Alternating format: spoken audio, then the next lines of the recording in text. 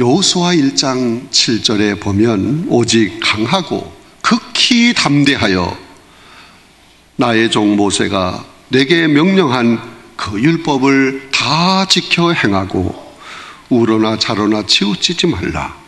그리하면 어디로 가든지 형통하리니 라는 말씀이 있습니다. 하나님은 성도인 우리에게 믿음으로 강하고 담대하여 어떤 무질서한 상황 속에서도 흔들리지 않는 참된 평안을 주시기를 원하십니다. 고린도전서 14장 33절에 보면 하나님은 무질서의 하나님이 아니시오 오직 평화의 하나님이시다 하는 말씀이 있습니다. 하나님은 우리 모두에게 한 사람 한 사람에게 평화를 주시는 분이십니다. 마태복음 5장 9절에 보면 화평하게 하는 사람은 복이 있나니 그들이 하나님의 아들이라 일컬음을 받을 것이라고 하였습니다. 평화가 중요하다 하는 말입니다. 평화의 삶을 사는 성도들이 되어야 한다 하는 말씀인 것입니다. 성도 여러분, 사람이 반드시 싸워서 얻어야 할 일이 있다고 하면 그것은 평화를 위해서 싸워야 하는 것입니다. 평화를 얻어야 하는 것입니다. 평화를 만드는 사람이 되어야 하는 것입니다. 평화는 아름다운 것입니다. 인생을 행복하게 하는 것입니다. 여러분, 평화의 사람이 가정에 있으면 온 가족이 화목하게 됩니다. 평화의 사람이 교회 안에 많이 있으면 온 교회가 평화의 기운으로 가득 채워질 것입니다. 평화의 사람은 어디서나 언제나 필요한 것입니다. 그러면 어떻게 하면 평화의 사람이 될 수 있는 것입니까? 본문을 통해서 몇 가지 살펴보려고 합니다. 첫째, 주 안에서 항상 기뻐할 때 평화의 사람이 되는 것입니다. 본문 4절에 보면 주 안에서 항상 기뻐하라 내가 다시 말하노니 기뻐하라고 하였습니다. 평화의 사람이 되려면 먼저 항상 기뻐해야 한다 하는 것입니다. 여러분, 항상 기뻐하는 것은 절대로 결코 쉬운 일이 아닙니다. 사람들은 기뻐할 일이 생겼을 때 기뻐하는 것입니다. 그런데 순간적으로 고통이 찾아왔을 때 그 기쁨도 흔적도 없이 날아가는 것입니다. 항상 기뻐하기가 어려운 거예요. 사실 현실에는 기뻐할 일보다 괴로운 일, 슬픈 일, 가슴 아픈 일들이 더 많습니다.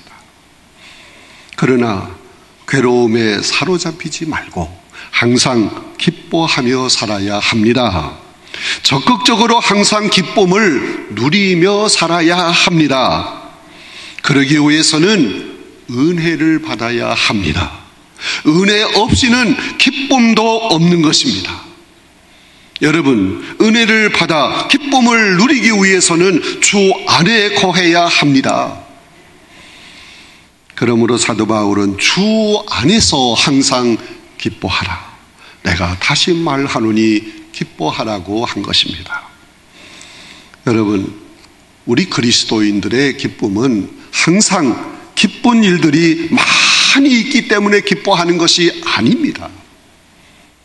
주 안에서 주님이 주시는 그 기쁨을 누림으로 기쁘게 되는 줄로 믿습니다. 1930년대 초 미국의 대경제 공황이 찾아왔어요. 아주 심각한 경제 공황입니다. 실직자들이 거리를 메웠습니다. 그런데 공장이 밀집된 그 지역에 흑인들만 모이는 교회가 있었습니다. 그 교회의 60% 이상이 실직한 상태였습니다. 예배 시간이 되었습니다. 찬송을 부르는데 얼마나 힘차고 얼마나 희망이 넘치는 그런 뜨거운 분위기였는지 몰라. 그래서 목사님이 성도들을 향해서 일부러 물어보았어요. 여러분, 지금 우리나라는 대경제 공황이 찾아왔습니다. 도무지 희망이 보이지 않습니다. 여전히 실업자가 계속 늘어나고 있습니다. 그런데 여러분은 무엇이 그렇게 즐거운 것입니까? 그때 교인 중에 한 사람이 벌떡 일어나더니 밝은 표정으로 이렇게 말을 했습니다. 우리는 지금 예수 그리스도를 찬양하고 있는 것입니다. 예수 그리스도께서 우리 곁에 우리와 함께 계신다고 하는 이것이 우리의 희망이요 기쁨입니다. 할렐루야. 주 안에 있는 자에게는 딴 근심이 있을 수 없다는 얘기인 것입니다. 요한복음 15장 5절에 보면 나는 포도나무여 너희는 가지라 그가 내 안에 내가 그 안에 거하면 사람이 열매를 많이 맺나니 나를 떠나서는 너희가 아무것도 할 수 없음이라고 하였습니다. 예수님을 떠나서는 아무것도 할 수 없습니다. 절대로 기쁨이 있을 수 없습니다. 주 안에서 기뻐할 수 있는 것입니다. 찬송가 288장에 보면 주 안에 기쁨 누림으로 마음의 풍랑이 잔잔하니 세상과 나는 간 곳 없고 구속한 주만 보이도다. 이것이 나의 간증이요 이것이 나의 찬송일세.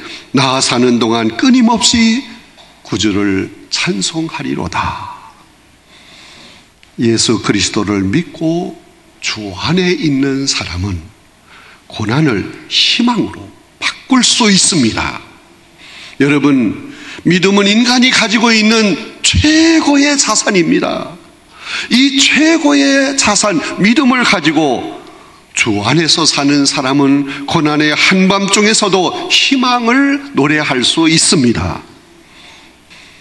사랑하는 성도 여러분, 기쁨은 인생의 활력소인 것입니다. 세상을 움직일 수 있는 새 힘이 되는 것입니다. 주 안에서 항상 기뻐함으로 평화를 누리는 평화의 사람들이 다 되시기를 간절히 바랍니다. 기쁨으로 생의 바퀴를 힘있게 돌려나가는 여러분 모두가 되시기를 주님의 이름으로 축원합니다. 두 번째, 모든 사람에게 관용하게 될 때 평화의 사람이 됩니다. 본문 5절에 보면 너희 관용을 모든 사람에게 알게 하라.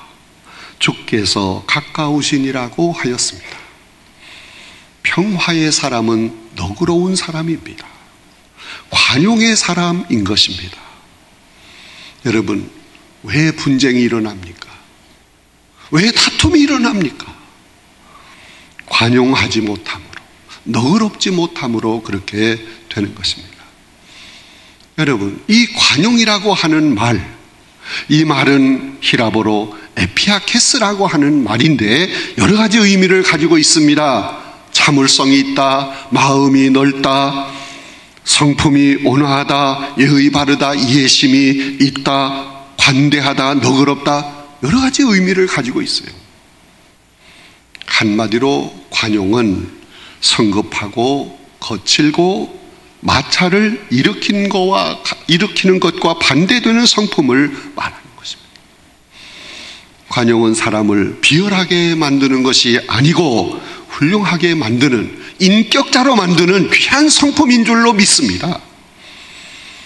그런데 중요한 것은 모든 사람에게 관용을 보이는 것도 좋지만 먼저 우선적으로 가족에게 관용을 보여야 하는 것입니다. 관용은 하나님의 성품입니다. 따라합시다. 관용은 하나님의 성품입니다. 시편 103편 8절로 10절에 보면 여호와는 긍휼이 많으시고 은혜로우시며 노하기를 더디하시고 인자하심이 풍부하시도다. 자주 경책하지 아니하시며 노를 영원히 품지 아니하시리로다. 우리의 죄를 따라 우리를 처벌하지 아니하시며 우리의 죄악을 따라 우리에게 그대로 갚지 아니하셨다 하는 말씀이 기록되어 있습니다. 관용은 다른 사람의 잘못을 너그럽게 사랑으로 감싸주는 것입니다. 어떤 사람이 미국의 제16대 대통령 에이브라함 링컨에게 원수는 없애야 하지 않습니까? 라고 물었습니다. 그러자 이 링컨이 그렇죠. 원수는 없애야지요. 그렇게 쉽게 대답을 했다는 것입니다. 그러면서 덧붙여 설명하는데 원수는 반드시 없애야 한다고 생각합니다. 그것은 원수를 죽이라는 말이 아닙니다. 마음에서 없애버리자는 것입니다. 저는 원수를 친구로 만들어서 없애버리겠습니다. 그렇게 말을 했다는 것입니다. 실제적으로 이 링컨을 보면서 고릴라 같다, 그렇게 말하는 사람이 있었대요. 그리고 고릴라를 대통령으로 세웠기 때문에 아프리카의 모든 고릴라들이 몰려올 것이다, 비난을 했습니다. 기분 좋은 말이 아니잖아요. 그러나 링컨은 자기를 고릴라와 같다, 그렇게 비난했던 그 사람을 자기의 비서로 세웠다는 거예요. 링컨이 죽고 났을 때 그 비서는 링컨은 모든 사람의 마음을 지배했던 훌륭한 사람이었다, 그렇게 칭찬을 했다는 것입니다. 여러분, 막 분란이 일어나고 분쟁이 일어났을 때 관대하다는 것을 사람들에게 보여줄 때 그것은 하나님께는 영광이 되고 나에게 도전해 오는 그런 사람의 마음을, 감동을 주어 누그러지게 하는 것입니다. 사도 바울은 교회의 지도자로 세움을 받을 때 그 자격 기준을 여러 가지 얘기했는데 그 중에 하나가 뭐냐? 디모데전서 3장 3절에 보면 오직 관용하며 다투지 아니하며 라고 했습니다. 교회의 지도자, 성경에는 감독이라고 했는데 이건 항존직을 말하는 거예요. 이런 교회의 지도자가 다투거나 그리고 분쟁을 일으키면 안 된다 하는 거예요. 부드럽고 친절하고 잘 참아주는 관용이 있어야 한다 하는 것입니다. 어떤 부부가 있었는데 남편이요 얼마나 괴팍한지 자기 부인에게 자주자주 화를 내고 트집을 잡습니다.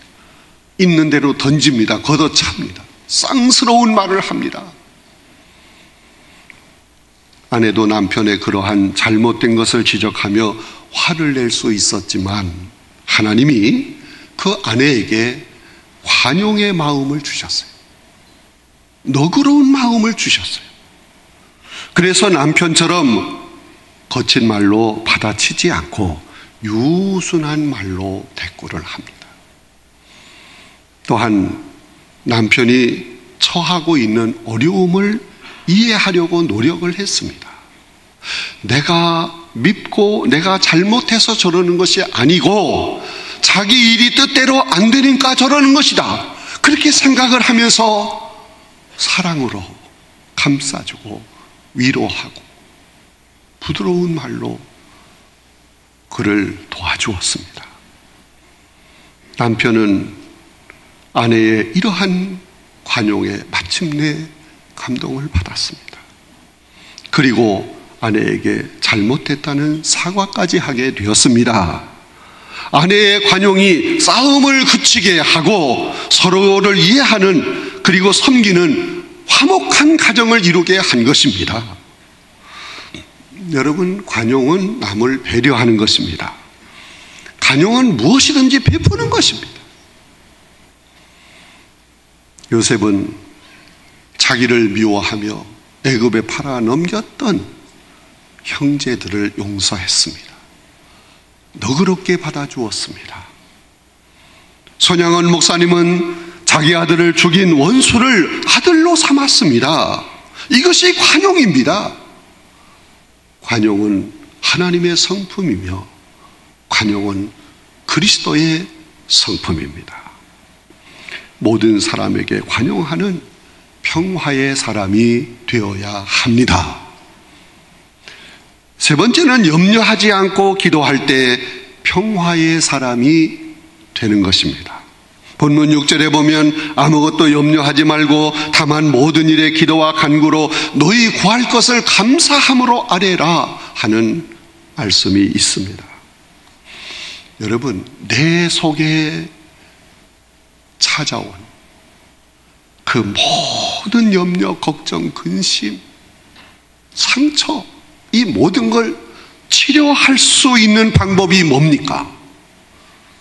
기도밖에 없습니다. 염려란 걱정과 근심거리로 괴로워하는 것을 말하잖아요. 억압에 눌리거나 압박을 받거나 짐을 지고 비틀거리는 것을 말하잖아요. 폴터니어 박사는 이런 염려를 물리치는 방법이 있는데 7가지가 있다. 그 7가지를 밝혔어요.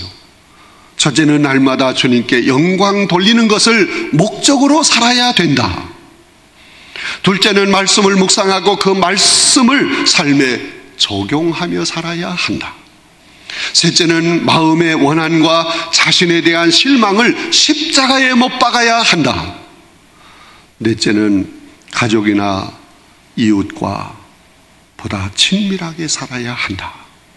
다섯째는 믿는 친구 부부들이 정기적으로 자주 모여서 즐거운 시간을 가져야 한다. 여섯째는 일상적인 작은 일에 충실하며 만족해야 한다. 일곱째는 가끔 한 번씩이라도 이웃에게 선을 베풀어야 한다. 공감이 가는 방법이지요. 그런데 이런 방법을 알고 있다고 해서 염려, 걱정, 근심이 물러가는 것이 아닙니다. 깨달은 방법대로 살아가게 될 때 염려를 물리칠 수 있는 줄로 믿습니다. 베드로는 이렇게 권합니다. 베드로전서 5장 7절에 보면 너희 염려를 다 주께 맡기라. 이는 그가 너희를 돌보심이라고 하였습니다. 여러분, 염려는 어떻게 보면 습관적인 거예요. 그래서 작은 일, 큰 일 보는 대로 느끼는 대로 그냥 염려, 걱정, 근심함. 그래서 걱정도 팔자라는 말이 나오잖아요. 또한 이 염려는 고치기 어려운 질병처럼 보입니다. 그러나 얼마든지 이런 염려의 습관, 질병과 같은 염려 치료할 수 있습니다. 어떻게 염려를 치료할 수 있는 것입니까? 인생은 선택이다라는 말이 있습니다. 염려를 거부하고 기쁨과 평안을 선택해야 합니다. 예수님도 염려의 무가치함을 말씀하셨어요. 마태복음 6장 27절에 너희 중은 누가 염려함으로 그 키를 한 자라도 더 할 수 있겠느냐 했습니다. 어떻게 하면 이 무가치한 염려를 치료할 수 있는 것입니까? 오늘 본문에서 아무것도 염려하지 말고 모든 일에 기도와 간구로 너희 구할 것을 감사함으로 하나님께 아뢰라고 하였습니다. 여러분, 아무리 염려, 걱정, 근심을 무시하려고 해도 이 염려, 걱정, 근심이 우리 마음속에 몰래 스며들어 오는 것입니다. 그럴 때 우리가 해야 할 일이 뭡니까? 기도하는 것입니다. 오직 한 가지 기도입니다. 기도하고 간구해야 합니다. 그러면 염려가 감사로 바뀌는 것을 체험하게 될 줄로 믿습니다. 여러분, 내가 평화의 사람이 되기 위해서는 평화의 주님을 붙들고 의지하며 기도해야 합니다. 기도하면 하나님이 역사하실 줄로 믿습니다. 기도할 때 하나님이 여러분의 마음을 다스려 주시는 것입니다. 평화의 삶은 성도인 우리가 도달해야 할 높은 영적인 고지인 것입니다. 기도할 때 평화의 영적 고지를 점령할 수 있습니다. 하나님이 우리를 평화의 정상으로 이끌어 주실 줄로 믿습니다. 요한복음 14장 27절에 평안을 너희에게 끼치노니 곧 나의 평안을 너희에게 주노라, 주님이 말씀하셨습니다. 평안이 내 마음을 다스릴 때 평화의 사람이 됩니다.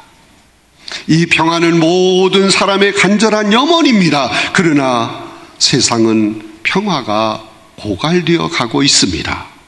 평화를 갈망하면서도 평화가 없는 세상을 살아가고 있습니다. 그러므로 예수님은 평화의 왕으로 오셨습니다. 평안을 선물로 주시기 위해서 오신 것입니다.